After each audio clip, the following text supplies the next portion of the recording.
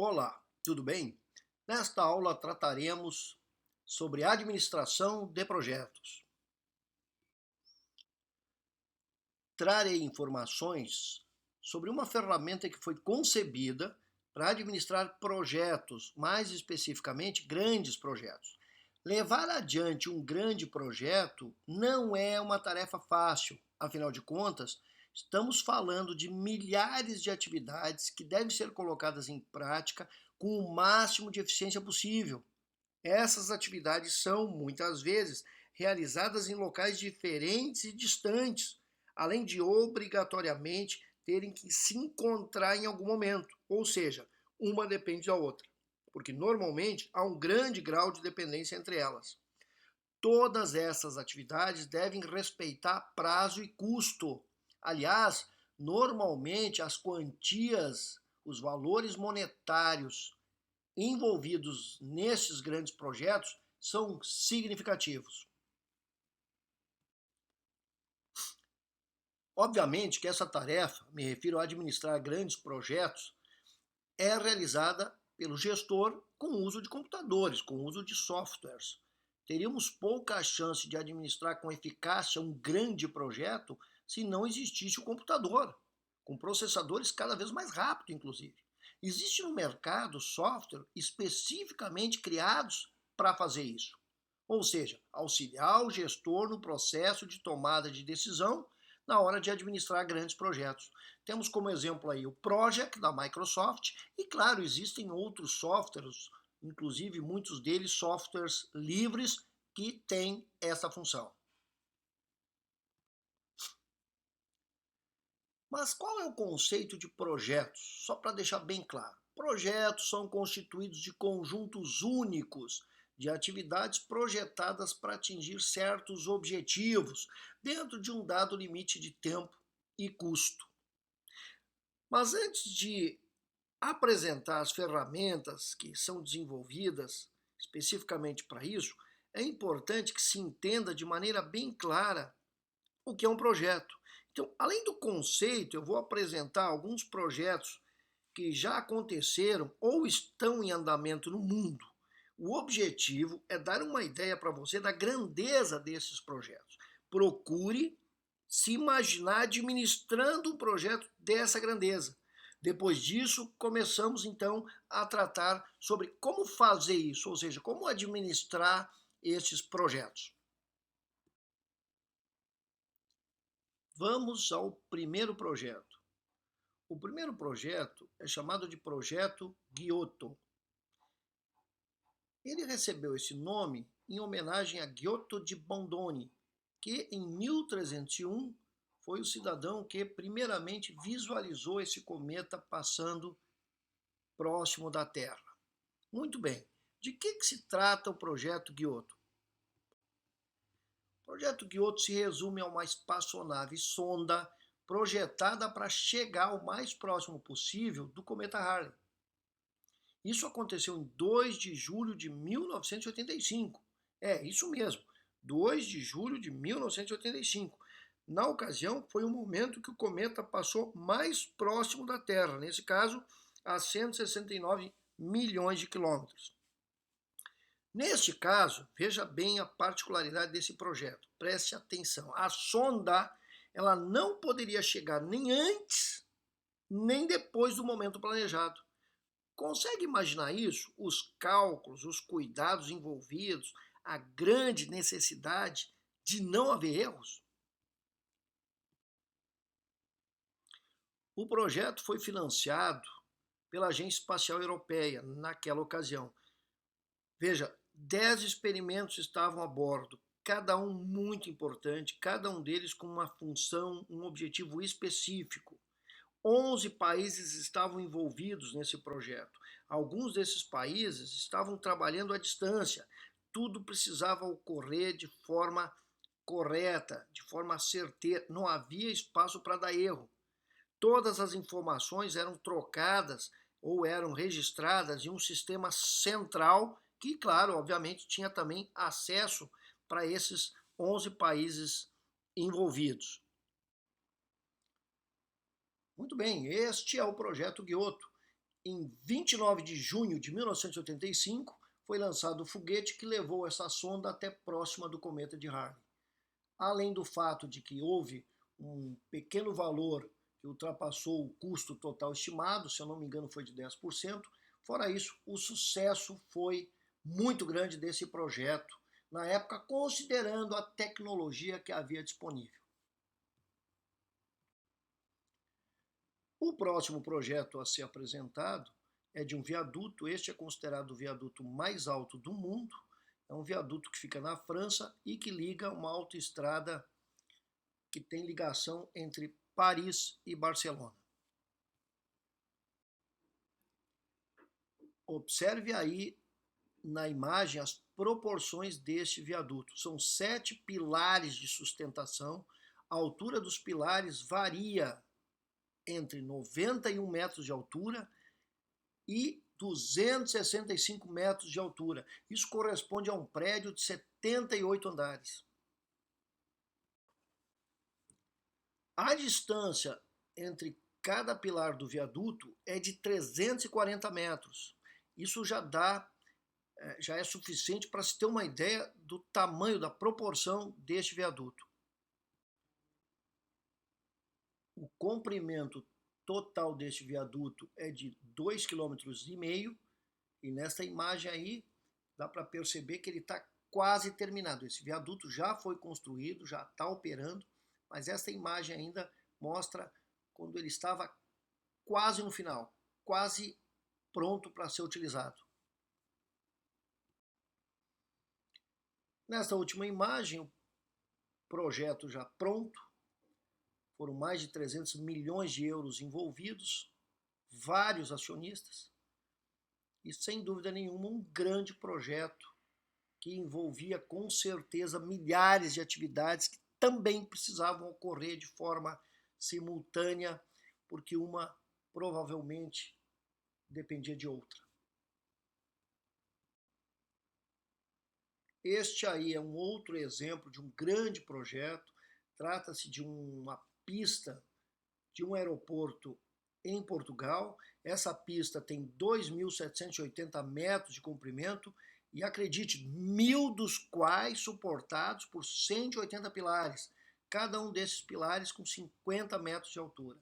Então perceba a quantidade de atividades envolvidas, o valor total do projeto envolvido, a quantidade de contratados, a quantidade de subcontratados envolvidos para que este projeto aconteça, para que ele seja construído no prazo estabelecido. Afinal de contas, também são muitos acionistas envolvidos.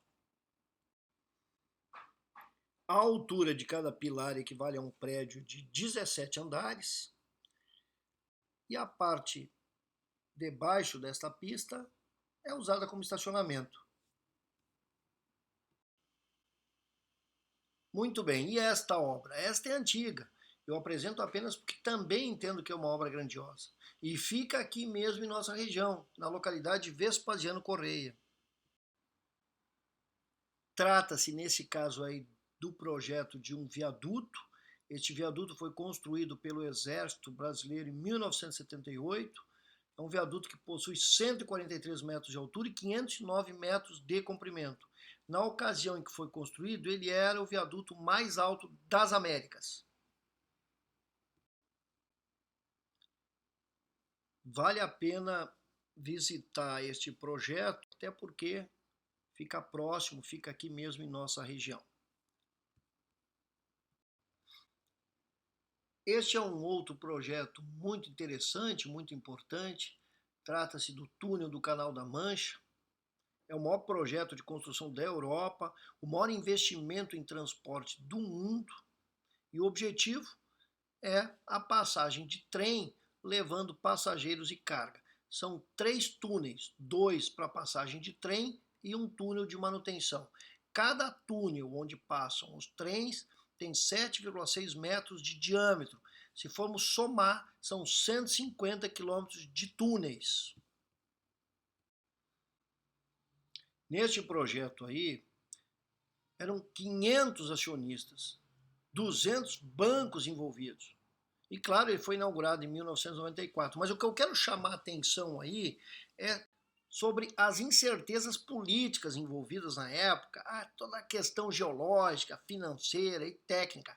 Realmente um projeto significativo, foi inaugurado em 1994, um projeto significativo e que envolveu tudo que se tinha disponível em termos de gestão de projetos. Este é outro projeto importante, outro projeto significativo, outro grande projeto. É uma torre de captação de energia solar, fica situada no deserto da Austrália, mais ou menos no meio do deserto. Será a maior construção do mundo, a mais alta construção do mundo, inclusive, a mais ambiciosa obra para se gerar eletricidade a partir de uma fonte não poluente. É o maior projeto de produção de energia solar do planeta. É uma torre que possui 1 quilômetro de altura por 130 metros de diâmetro.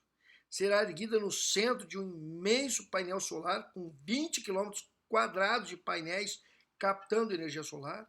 E se tudo correr conforme previsto, o calor gerado pelo painel formará uma corrente de ar dentro da torre de 50 km por hora, o suficiente para movimentar 52 turbinas. A usina irá gerar 200 megawatts de energia e abastecer até 1 milhão de pessoas.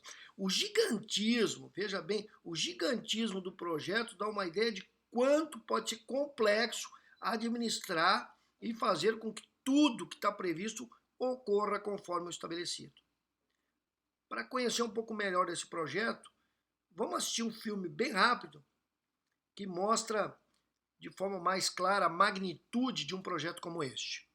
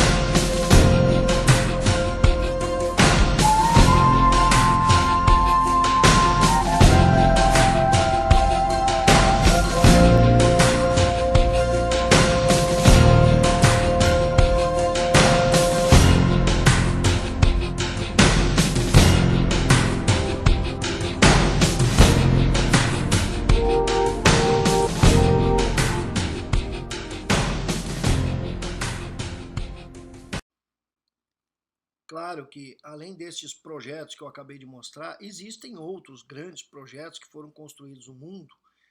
Alguns desses projetos estão em construção, mas realmente são projetos que se caracterizam por serem grandes projetos realmente. Depois de apresentar todos esses projetos, a pergunta é: quais são as características comuns entre eles? Pense um pouco. O que todos esses projetos que eu acabei de mostrar possuem como características comuns? Pense um pouco.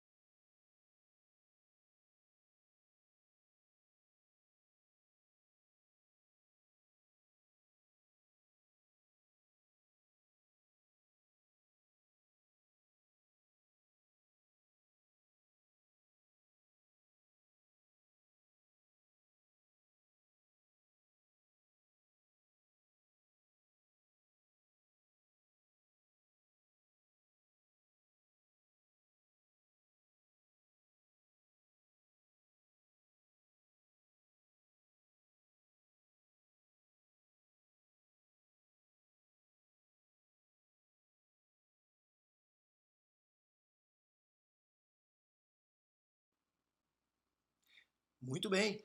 Agora vem a parte complicada. Como fazer como gestor para sequenciar as milhares de atividades que fazem parte de um projeto como esse? Como coordenar as milhares de pessoas, os milhares, centenas de subcontratados envolvidos? Como controlar tudo isso? Como planejar de forma que tudo aconteça conforme o planejado? Como alocar recursos? Como fazer isso para alocar um recurso no momento certo? Como se faz tudo isso como gestor? Bom, obviamente que tudo isso é realizado com o auxílio de softwares, com o auxílio de computadores, com o auxílio de softwares especificamente desenvolvidos para tanto.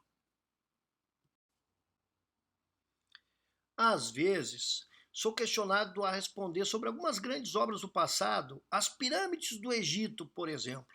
A pergunta dos alunos e das pessoas é normalmente: opa, como é que elas foram construídas com tanta eficiência se não existia computadores na época? Bem, neste caso a resposta é muito simples: alienígenas. Alienígenas. Brincadeirinha, né, pessoal? A resposta é: não existe evidência de que estas grandes obras foram realizadas no prazo inicialmente estabelecido. Não existe evidência de que comprovem que os recursos foram bem utilizados. Não existe evidência de que não acabou sendo utilizado mais recurso que o previsto. Mas, sim, existe evidência de que, por exemplo, muitos blocos sobraram na pedreira onde os demais foram produzidos, o que sugere que não existia uma precisão tão grande em relação aos recursos necessários. Mas não é este o caso. Vamos retornar à ideia de que existe, sem dúvida nenhuma, a necessidade do uso de metodologia e computadores, me refiro a softwares específicos, para auxiliar o gestor na administração de um grande projeto. Muito bem, a próxima questão é: ok, uso de software, uso de metodologia. Então, Quais são as técnicas mais utilizadas para planejar e controlar projetos? Muito bem, todas as técnicas, todos os softwares, todas as metodologias utilizadas atualmente têm origem destas duas aí. CPM, que foi desenvolvido em 1957, basicamente se resume a método do caminho crítico. PERT, que foi desenvolvido um ano depois, 1958, que se resume à revisão e avaliação de programas. Vamos entender um pouquinho melhor sobre cada uma dessas duas técnicas. A técnica CPM, ou método do caminho crítico, foi desenvolvida, conforme já comentei, em 1957, quando a DuPont Corporation solicitou a consultores da Hamilton a tarefa de criar uma técnica de programação para construção, manutenção e desativação de fábricas de processos químicos. Foi daí que surgiu essa metodologia, esse software, né, conhecido como CPM. Ele é utilizado, veja, isso é muito importante, ele é utilizado em projetos cujos tempos de operação podem ser considerados determinísticos, são determinísticos. O que significa isso? Se conhece com certeza qual será a duração de cada atividade que faz parte do projeto.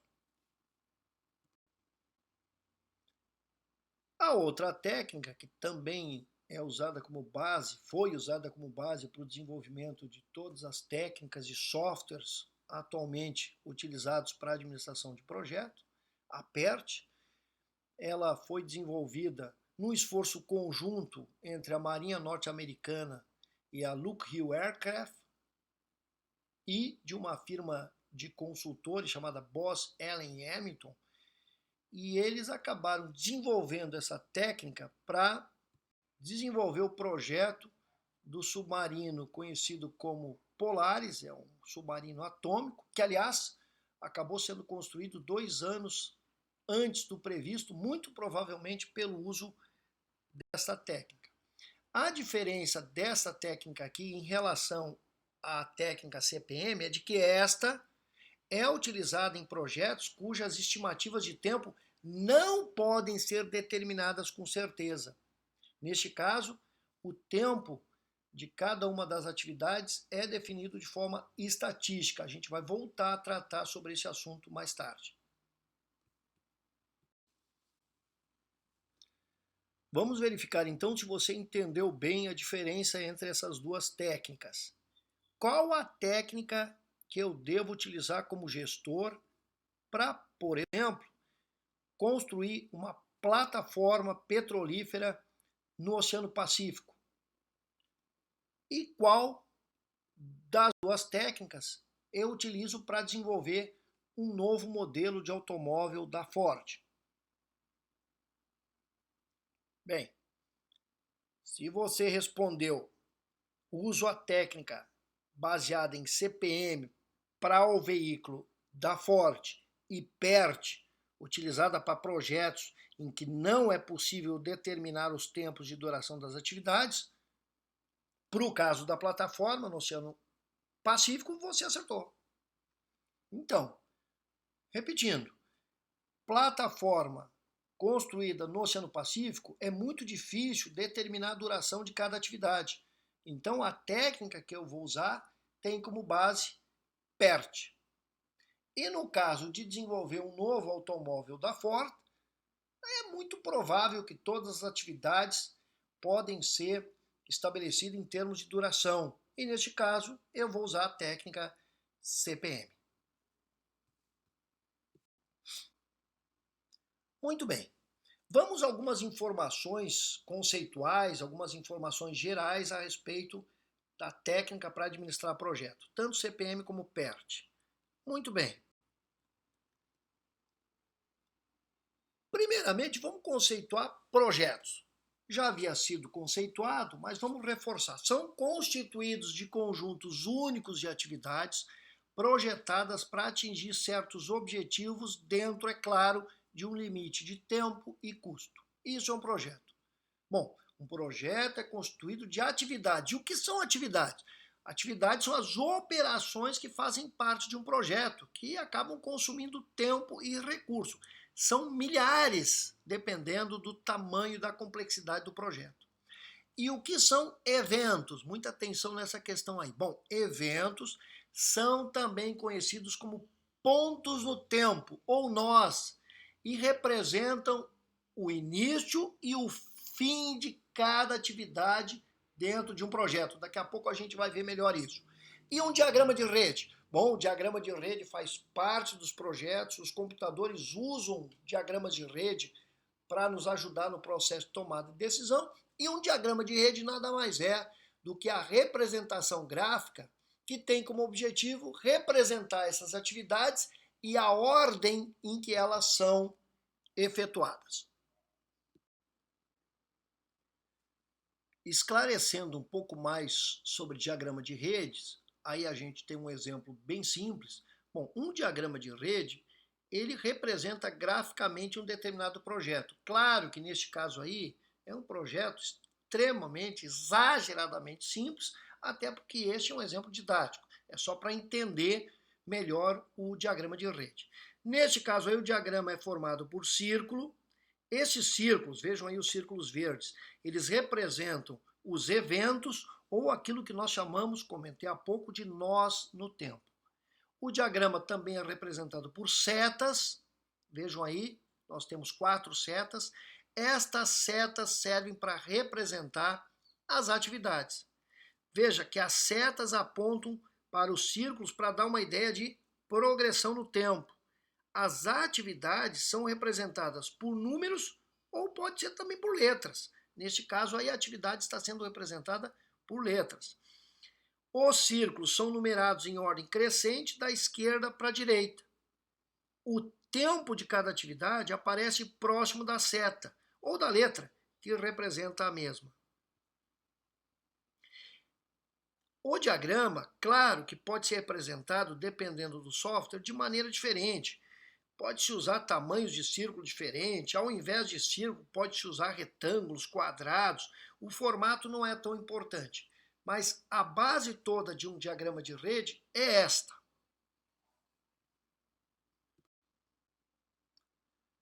Recapitulando então, neste nosso pequeno diagrama de rede, nós temos 4 eventos, ou nós no tempo. Estes eventos são representados pelos círculos verdes. Então, nós temos o evento 1, 2, 3 e 4. Este nosso diagrama de rede é composto por 4 atividades, atividade A, B, C e D. Temos aí também no diagrama representado, além da letra ou do nome ou do símbolo que representa a atividade, também a sua duração. Observe algo importante. Conforme já mencionado, os eventos, eles representam o início e o fim de cada atividade. Então, perceba e observe com atenção. A atividade A, ela inicia no evento 1 e termina no evento 2. A atividade B, por exemplo, ela inicia no evento 2 e termina no evento 3. Observe que o evento 2, o círculo verde 2, o evento 2, ele representa tanto o final da atividade A como o início da atividade B.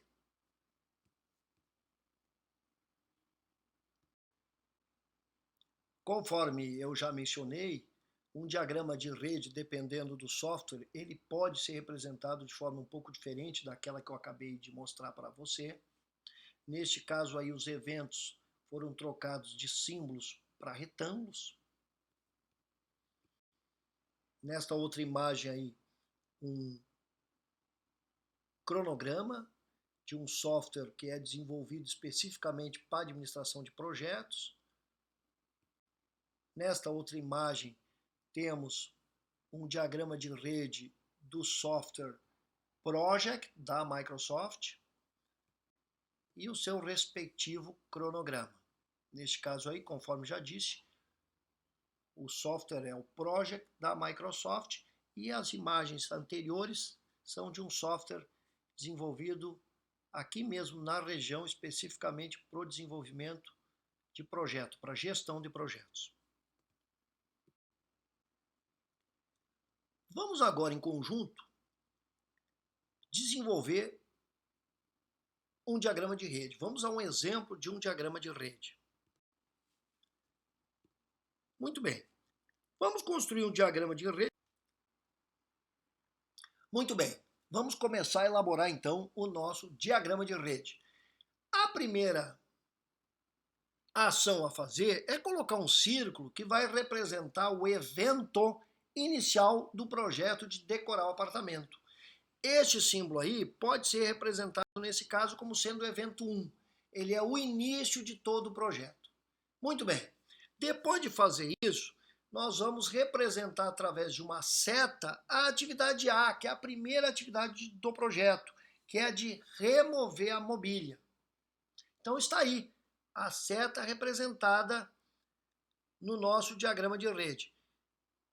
E observe que a seta da atividade A, ela parte do evento 1, que, claro, ele caracteriza o início do projeto de decorar o apartamento e também o início da atividade A, que é a primeira atividade a ser realizada, que é a de remover a mobília. Muito bem, colocamos aí a letra A, que neste caso é o símbolo que representa a atividade de remover a mobília, e também colocamos a duração, que é de um dia, a duração que leva para realizar provavelmente esta atividade. O que falta aí? Bom, falta colocar o evento que estabelece, que determina o fim da atividade A. Neste caso aí, o evento 2. Pronto. Depois disso, temos que representar no nosso diagrama de rede a próxima atividade, que é a atividade B, de preparar o quarto. Veja, para realizar a atividade B, observe ali na tabela, para realizar a atividade B, é necessário que a atividade A tenha terminado. Neste caso, a seta representando a atividade B vai partir do evento 2, que neste caso representa tanto o fim da atividade A, como neste momento agora, o início da atividade B. Próximo passo, a atividade C precisa ser representada. E ela acabou de ser representada aí no diagrama de rede. Para realizar a atividade C, é necessário que a atividade B tenha terminado. É por isso que ela foi representada desta forma ali. A atividade C tem 3 dias de duração. Tudo isso está aí representado. Observe que agora temos uma característica interessante. A próxima atividade a ser representada aí é a atividade de preparar a cozinha.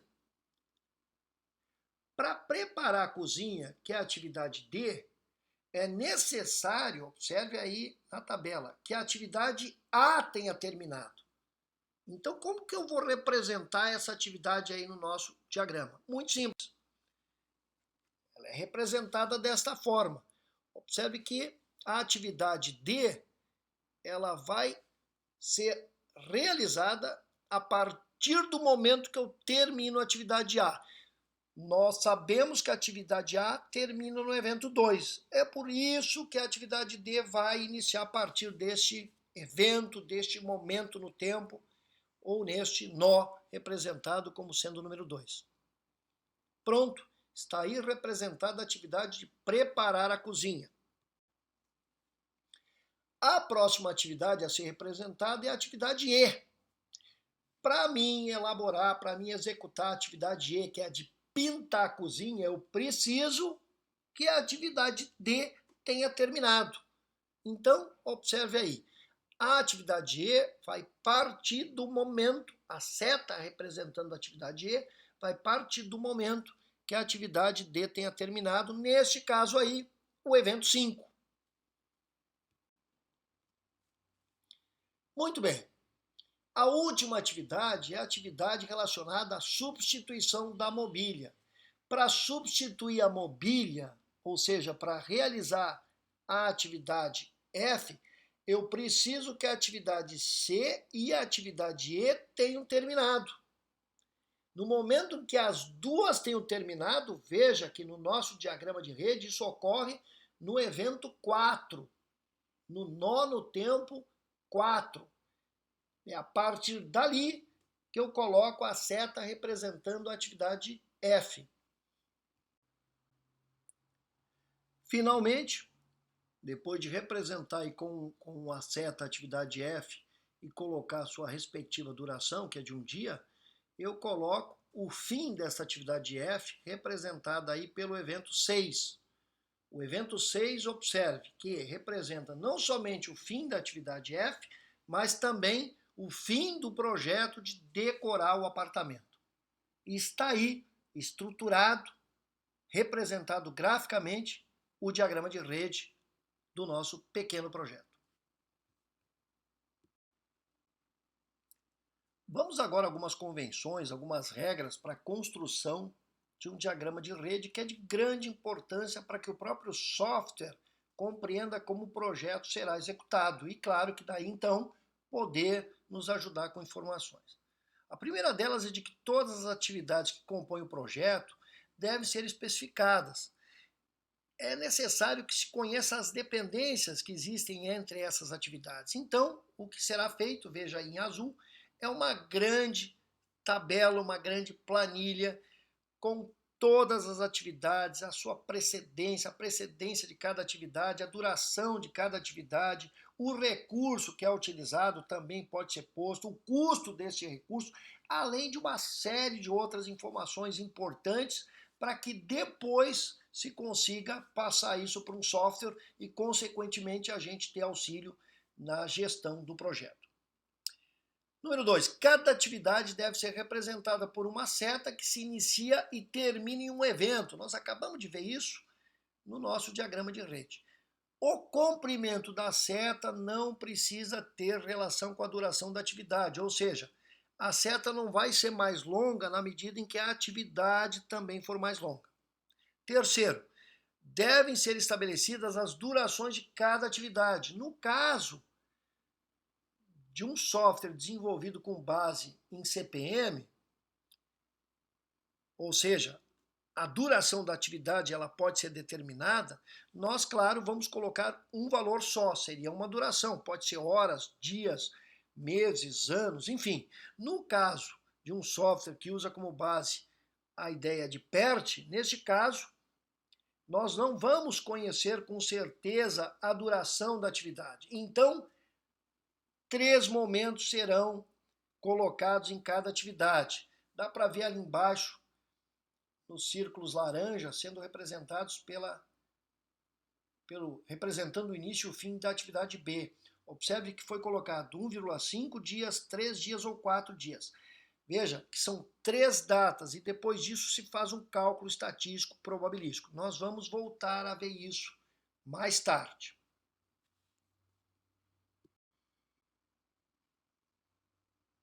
Bem, 4. Se a atividade começa num evento, ela só pode iniciar depois que todas as atividades que terminam naquele evento tenham sido completadas.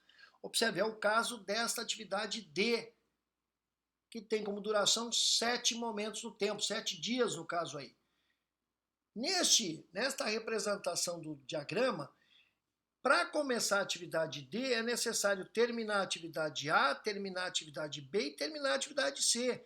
Indiferente da duração de cada uma delas, nós só vamos começar a executar a atividade D quando as 3 estiverem terminadas. Isso vai acontecer aonde? Vai acontecer no evento 4, aí representado por um círculo negro. Número 5. Todas as atividades que se iniciam em um evento somente podem iniciar após a atividade que termina nesse evento ser completada. Claro, se neste caso aí, observe a representação e o exemplo gráfico aí apresentado. Se nós temos 3 atividades, observe aí, a atividade B, C e D, e para mim iniciar estas atividades, eu preciso que a atividade A seja realizada, é desta forma que eu vou representar no meu diagrama de rede. Ou seja, as 3 atividades B, C e D só vão iniciar no evento 2. E neste caso aí o evento 2 se caracteriza como sendo o final da atividade A.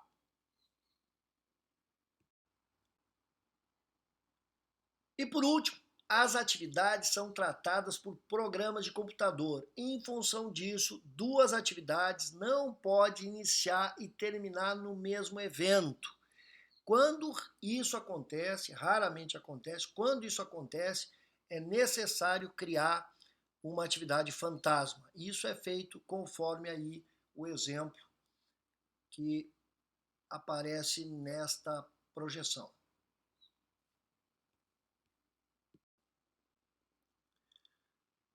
Mais algumas importantes informações ainda sobre diagrama de rede, alguns conceitos. Quando nós temos um diagrama de rede, nós vamos identificar o que chamamos de caminho. Caminho é qualquer sequência de atividades, nesse caso aí são setas, que leva do evento, são os círculos, inicial do projeto até o evento final. Também temos o que nós chamamos de duração do caminho. Neste caso, é a soma das durações de todas as atividades que o compõem. O caminho crítico, observe, isso é muito importante, é o caminho que possui sequências mais longas de tempo. Neste caminho crítico, não existe folga. O caminho crítico é aquele caminho composto de atividades que não podem atrasar, porque se elas atrasarem, vai haver atraso em todo o projeto. Então, observe aí, neste caso aí, nós temos, por exemplo, um caminho que pode ser identificado, que é o caminho A, C e H. Mas, além deste, se você prestar um pouco atenção, vai ver que nós temos o caminho A, D e G, temos também o caminho B, E e G, e, finalmente, o caminho B, F e I. Então, nesse projeto aí, 4 caminhos podem ser identificados. Para a gente saber a soma de cada caminho, basta somar o tempo de cada atividade. O caminho A, C e H, que é este primeiro caminho aí, identificado pelas setas vermelhas, se formos somar a duração de cada atividade, nós temos 24 meses. Ou seja, o caminho A, C e H, ele dura 24 meses para ser realizado. Depois é só somar as durações dos demais caminhos e aquele caminho, reforço, aquele caminho que tiver o maior tempo de duração, esse é o caminho crítico. Dá uma olhada aí com atenção e procura identificar este caminho. Na próxima aula, nós vamos retomar este assunto aí. Muito bem, na próxima aula vamos continuar tratando sobre administração de projetos. Olha, eu não tenho dúvida nenhuma de que este assunto é de grandíssima importância para o gestor. Pode acreditar, não tem como fazer a gestão de grandes projetos sem a utilização de softwares, sem a utilização de metodologias, sem ter noção de como o software funciona, como ele, entre aspas, age, entre aspas, pensa. E é justamente isso que começamos a tratar nesta primeira aula e continuaremos a tratar na próxima aula. Me despeço, agradeço de coração a sua atenção. Um grande abraço.